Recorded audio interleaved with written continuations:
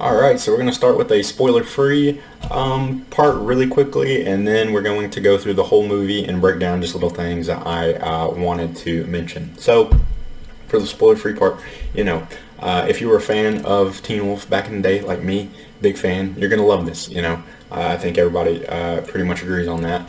However, if you have never seen anything Teen Wolf, which I don't really expect there to be a lot of people looking to check this out that haven't seen the Teen Wolf show, but yeah, you're not going to enjoy this. Because even from seeing the show, there were still parts of it that I was a little bit confused on, and I don't know if that was just because I wasn't understanding or they just outright didn't make sense. But yeah, no, if you're a Teen Wolf fan, this is great. You're going to enjoy it. Some things that I was maybe concerned about going in was Derek's son, for one. I thought that we would see things from his perspective and then like see the older characters come in and like kind of be mentors to him or just, side characters or part of the plot, but it was all from his perspective. It wasn't like that. He was a side character, which I was glad about.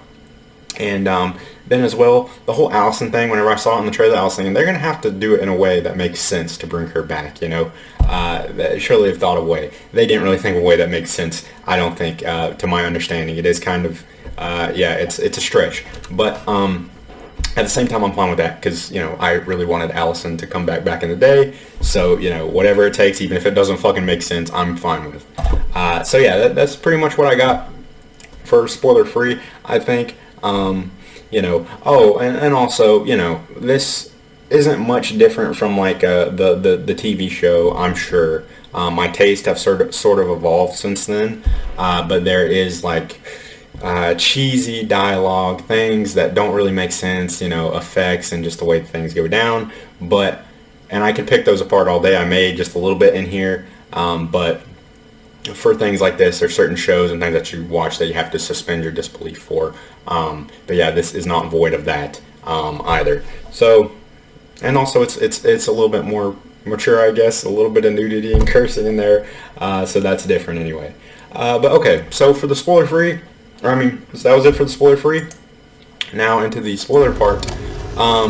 So we start off with Liam and his girlfriend. There's some stuff that's just not explained that you kind of have to fill in the blanks on, for yourself with some of these characters and where they've been for the past 15 years. There's that big of a jump between this and Teen Wolf, which there hasn't been in real time. So it's kind of interesting that they did that big of a leap.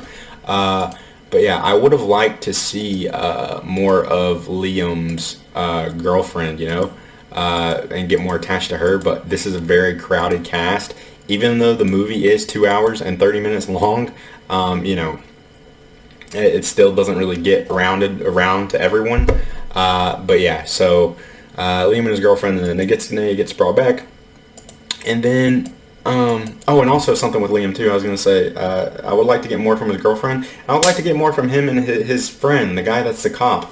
The gay guy, I forget his name, but remind me if I'm wrong, but he just disappeared, I think, at the end of the movie, or he just turned into a background character. But that's, again, whenever you have so many characters, not everybody really gets a chance to shine. But yeah, I don't know what happened to him at the end. But anyway, this intro, and this is where I don't want to be too nitpicky, because I know, obviously, if you're watching this, you're probably a massive fan of Teen Wolf. I am, too. And but I can't deny that this intro was a little bit cringy, but that was how the original show was. But things like Scott transforming in front of this girl, and nobody's like, well, what the fuck? What's up with you, man? You just fucking held a wall apart, a collapsing building. But anyway, I do love. Oh, I'm sad we didn't get the old intro music. Iconic. But I really like the talk with Scott and Deaton. I love Seth Gilliam, great actor, and they always had these talks in the past where he's talking about like, I don't remember, wistfulness, and yeah, great talk. Lots of flashbacks in here, that obviously I did enjoy. Allison being the flashback back from the original episode, season 1. That was nice. So I'm confused on the location of everything with this as well. The vet office, he says they're not in Beacon Hills, but I thought that the vet office was in Beacon Hills because I thought this was the same vet office. It looks the same, so it's supposed to be different, but they just used a similar set. I don't know.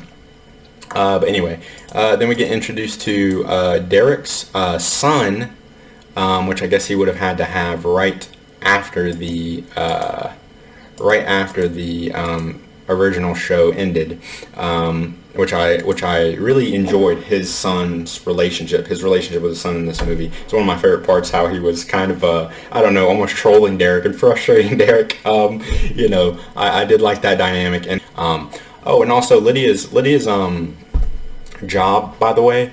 What the fuck is her job exactly? Did we figure out? Like, a lot of this stuff is just really half baked with some of these backstories, which again is fine to a degree, but also like she's just doing a job because she's smart, and it looks like a job that's for smart people. So that's what Lydia's doing.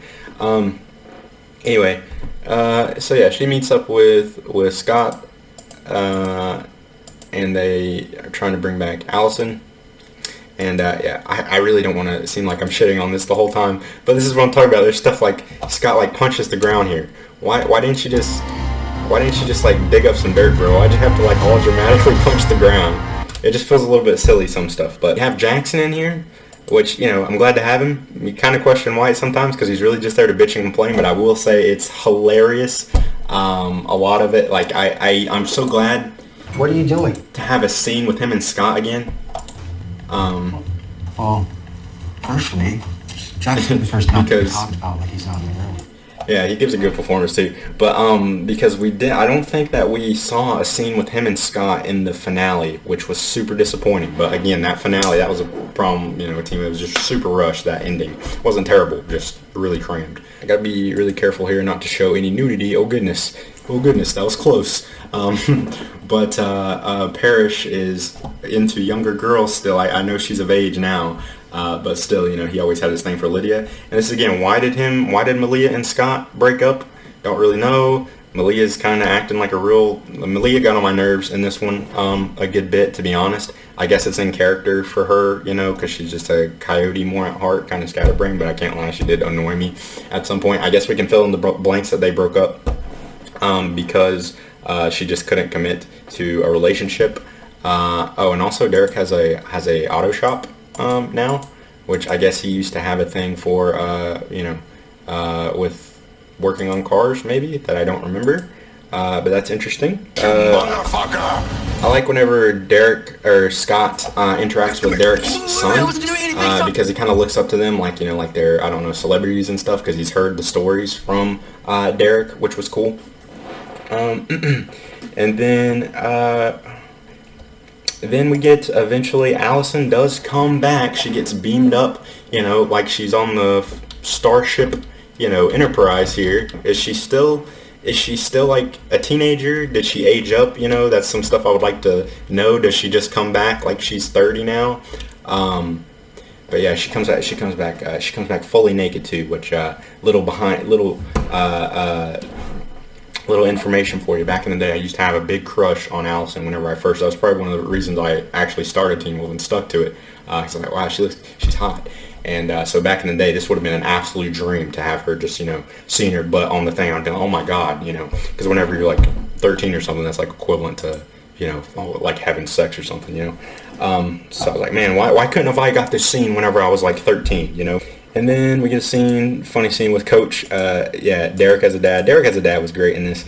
But he gets a scene with Coach, which I guess Derek never had a scene with Coach before because they kind of introduced themselves to each other like they had never met. So that was a funny scene, I guess. Some pretty good funny moments through the whole thing.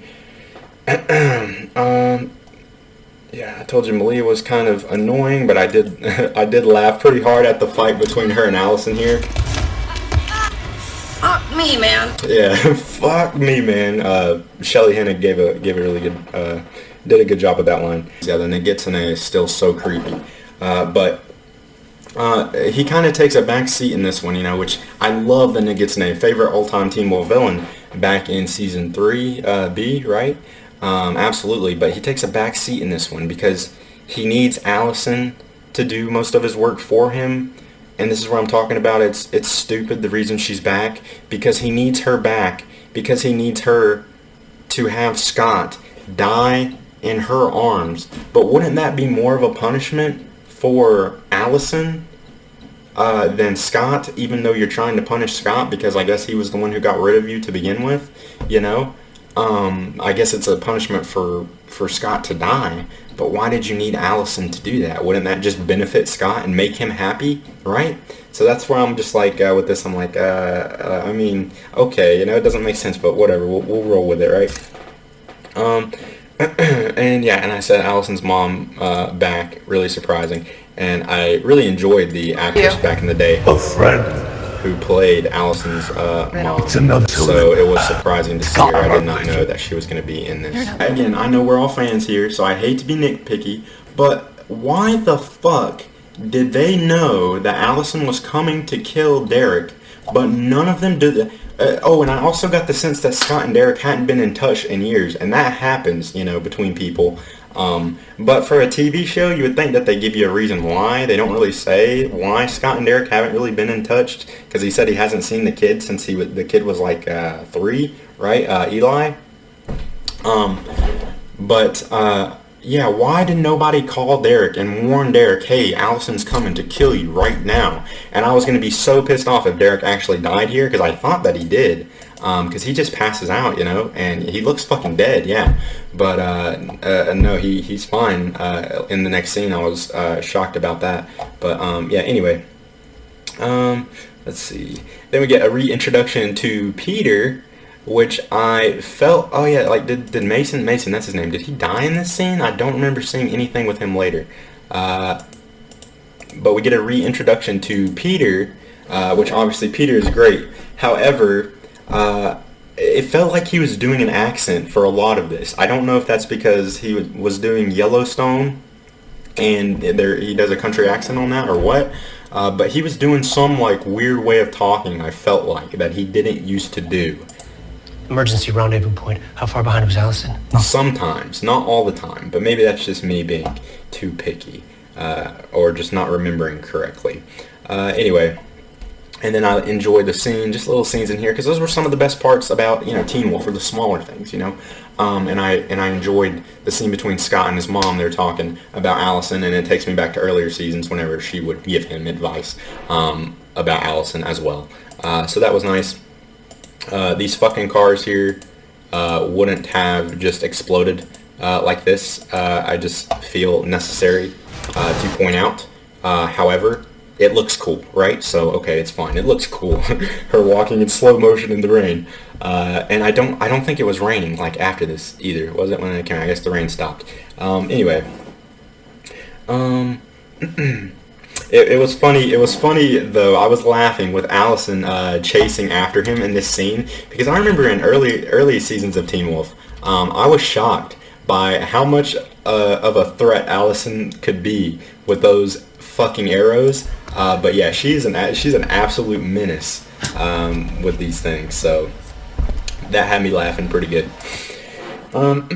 Kind of weak here, I'll say, that Eli suddenly just becomes a werewolf because Scott roared for him. You know, I know that strengthens the beta's power and all that, but it did feel a little bit like, oh, that felt kind of easy. I thought there would be some triumphant thing where he would get it, but, you know, I guess not. Which kind of connects to the end with Derek's death, I guess I can say, which I did have some problems with, but I also liked it. More of that in the reaction video, though. So they start getting hunted by the Oni, and I really thought it was funny how Eli, whenever he's trying to go and take on the Oni, I don't know if I'm going to be able to find it, but he, like, you know, goes in Billy Badass. I don't think it was supposed to be funny, but he just, like, yeah, he just dies immediately, you know, like he was going to do something big. We get into the part with Scott and Allison where they're having their fight in front of the obvious green screen. Do I have to say it?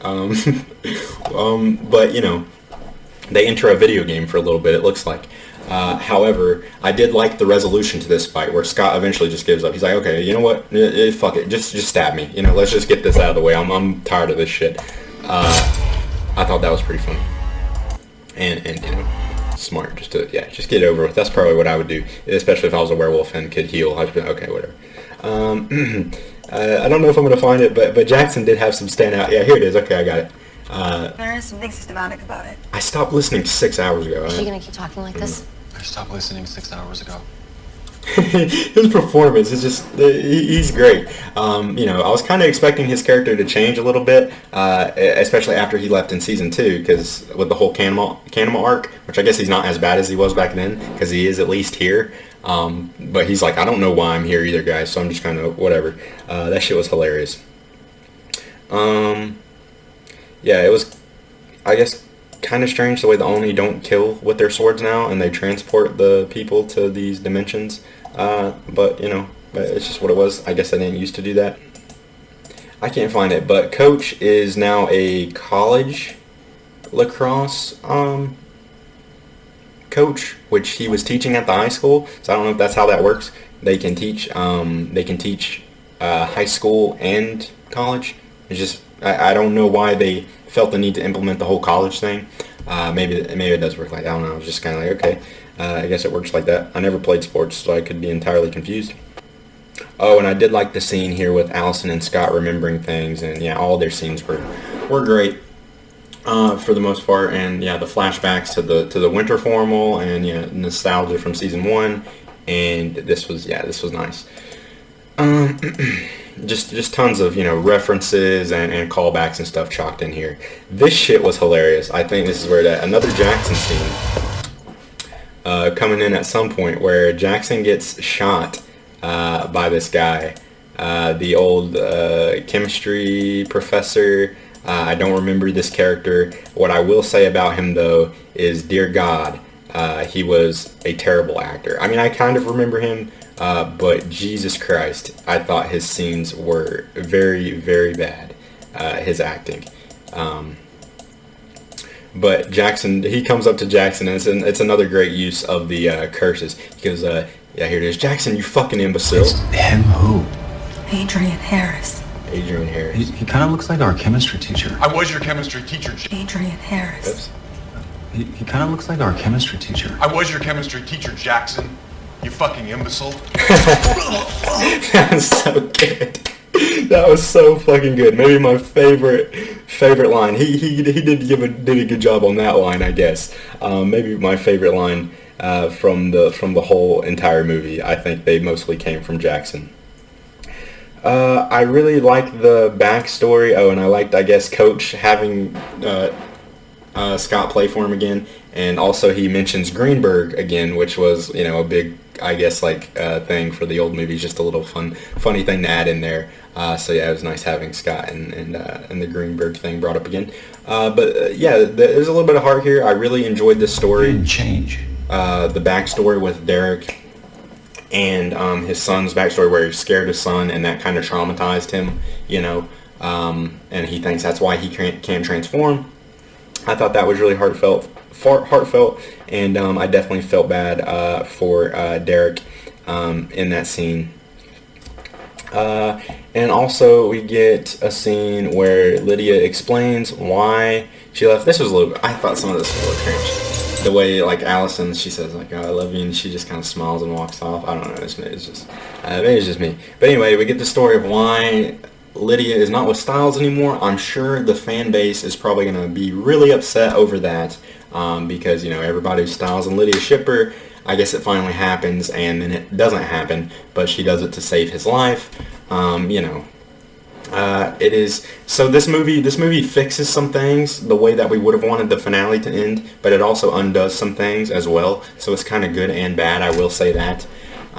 So yeah, some people may not be happy about that, but saving Styles' life, odds are we will not ever see Dylan O'Brien in the Teen Wolf universe again, and I'm sure that's what Jeff Davis was thinking, so, why not?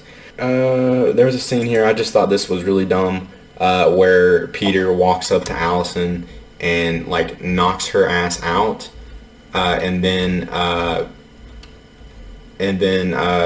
she, knocks Peter out, right? They just go back and forth, knocking each other out in one scene. I just thought it was really, really kind of stupid, just a back-to-back knockout like that. But then he gets knocked out, something happens, I don't remember, I can't go through it right now, but I was just okay, what the fuck?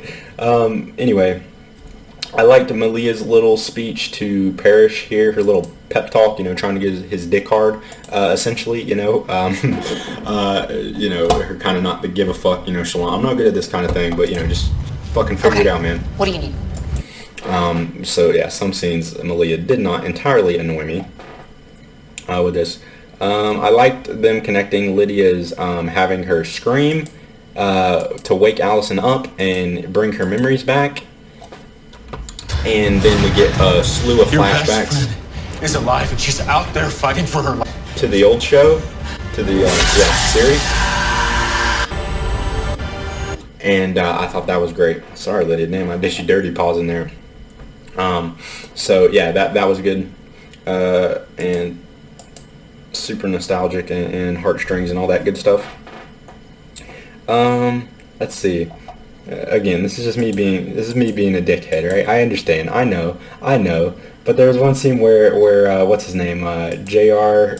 Bourne, Allison's dad comes in here. Just little shit that kind of rips me out of it at times, man. He comes in here and he's trying to shoot like Billy Badass, but he's not even looking where he's shooting. I guess he's just that good that he doesn't have to look where he's shooting, guys. You know, I feel like I have to show, now that I'm like bitching, but I feel I have to show to like justify. Oh, and Mama McCall knows how to use a crossbow now. I guess that's kind of cool. I mean, this was cool. Like an Avengers, we did get like a money shot in here. I'm not going to try to find it. Where, you know, you get the full thing. Kind of, they were missing some characters. But yeah, an Avengers Infinity War or in-game type style, you know, shot, which was cool. What is that? Silver! It's right here, look. You motherfucker.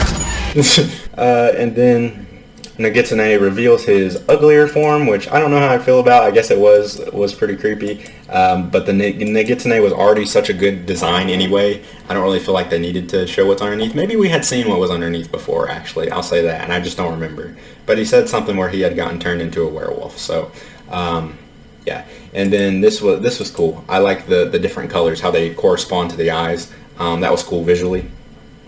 And then Derek's redemption arc. Again, I'll have a reaction video coming up, but I did like the way he became a true alpha in that moment. You know, that was really fucking cool.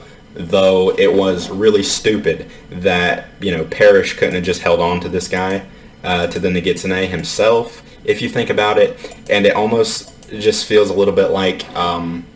it almost feels a little bit like Derek just said, okay, Scott, kid's your fucking problem now. He doesn't really like me that much anyway. You know, that's what it felt like to a degree. So, anyway, that's about it. Oh, and then the last scene, Allison and Scott, happy ending, kissing in the clinic, was nice. Because, you know, I think that's where they had their first kiss and everything, you know. I swear to God, we've seen the same shot of the Jeep driving, you know, several times, like maybe even in the old series. I was thinking, so yeah, nice. And Allison and Scott, the way the series should have ended, you know, I would have liked for it to end with them together. And Derek, and I like Derek's, you know, funeral and the sheriff's talk with Daryl, fucking Derek. I'm thinking Walking Dead or something. Talk with Derek. Although I would have, for Derek's death as well, I would have liked like Styles or other characters in there to be a part of it as well if they were going to do it. But in a movie where we just got a main character brought back, it's like maybe they I mean, Derek could be brought back for all we know. However, I'm thinking he's busy with Superman. Tyler Hoechlin is blowing up. You know, understandably, he's a great actor, so they probably won't have him back.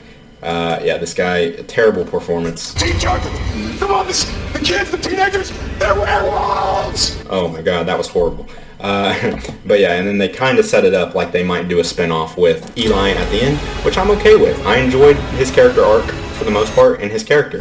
So if they wanted to do something with him in the universe and Icon House, I'd be fine with that. And then as well, I think we have Tyler Posey's music at the end of the movie, which is cool, right? Because he's big into music.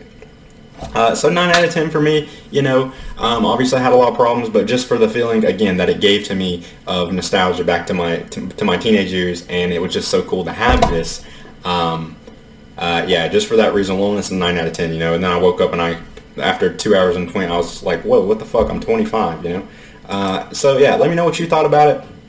I'm trying to keep this short as I can because it's already pretty long. I'm going to do a Wolf Watch YouTube short as well for anybody curious about that, and check that out. So yeah. Alright, thank you for watching, and I'll see you in the next one.